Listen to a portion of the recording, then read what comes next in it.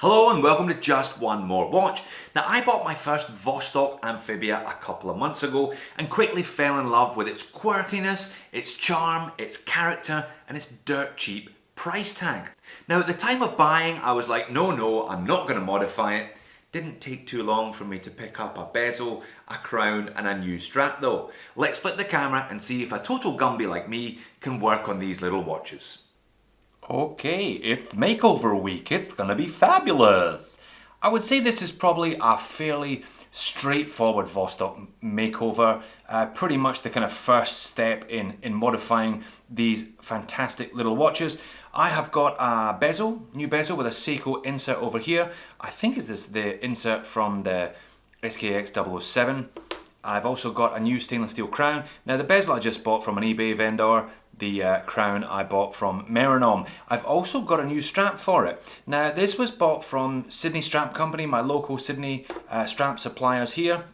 I think this one looks really interesting. They call it Canvas&Calf. It's canvas on the outside, it is calf leather on the inside. I think that'll really suit the aesthetic of the watch but also keep the comfort level up. Came supplied with two really chunky little spring bars, which is great to see as well. I've got the Bezel on, I've got a very small pin, case back removal tool, a couple of cloths and a butter knife, all of which will become obvious in just a second. So let's start with the bezel then. The bezel really is pretty straightforward. That's what I need the butter knife for. You just make sure that the butter knife is protected by the cloth, get it underneath the bezel on the corners and give it a, there we are, simple as that, just pops straight off. Now this is a new watch. I would give a little bit of a wipe as well if it's an older piece. I've only had this one a couple of months, so not too much dirt and grit underneath there. So onto the case back then. Now I've had the case back off this one before and it's really pretty easy. Because of the unique Vostok system where they use a case back and a kind of metal o-ring, it's pretty simple to remove and you can do it without fear of disrupting the seal and therefore the waterproofness, water resistance of the watch. Pop that ring off, get the Bezel on underneath and it flicks off nice and easily. If you want to adjust the timing of this watch, there's a little lever just there. You give it the slightest knock one way or the other and it will have an effect on the timing. This one ran 30 seconds a day slow when I got it, but now it's running about 10 fast, which is much better. Now crown removal.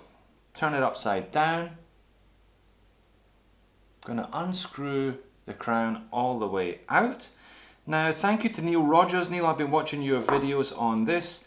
You call this a little spring plunger here, so I'm just going to pop my pin into that hole and at the same time I'm going to pull the crown and there we are.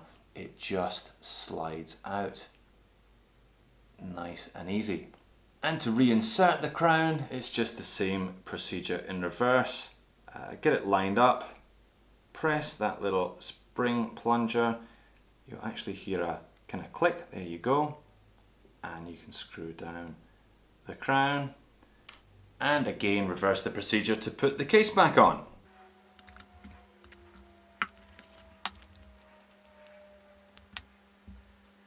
All ready for the new bezel, and it's as easy as lining it up and giving it a squeeze.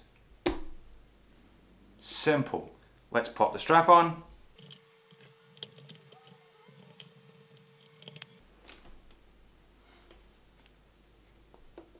And there it is, one modified Vostok, as easy as that. I'll pop it on the wrist. And doesn't that look fantastic?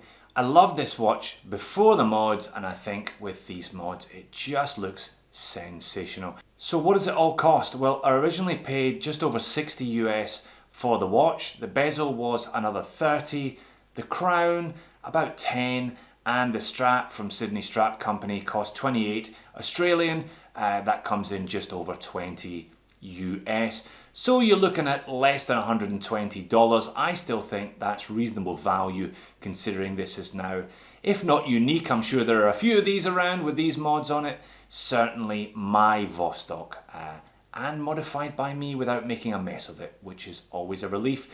And it's not the last Vostok I've got another one on the way from Moscow, and I've got a few parts lined up for that as well. So that'll do for today. Thanks for watching. I'll see you in that video, if not before.